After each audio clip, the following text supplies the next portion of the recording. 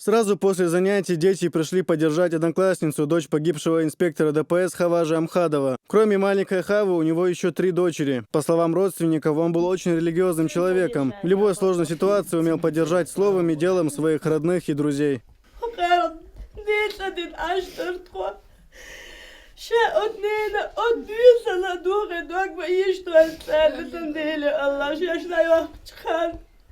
Оружие, направленное против единоверца, не имеет никакого отношения к джихаду. Отец инвалид, маленькие дети и брат. На нем держалась вся семья. Хаважа Амхадову было всего 37. В семье он был старшим не только по возрасту, но и по делам.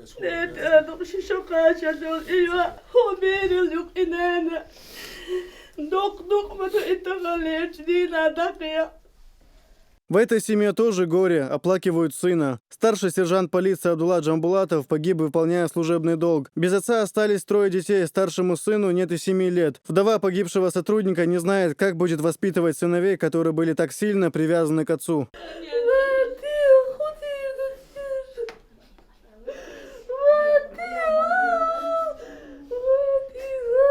По словам близких, Абдулла был очень храбрым парнем. Он никогда не искал легкого пути, всегда был на передовой. Так он был приучен с детства.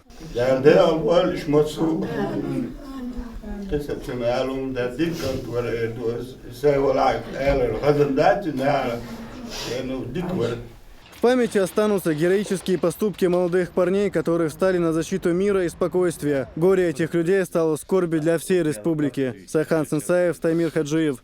Новости.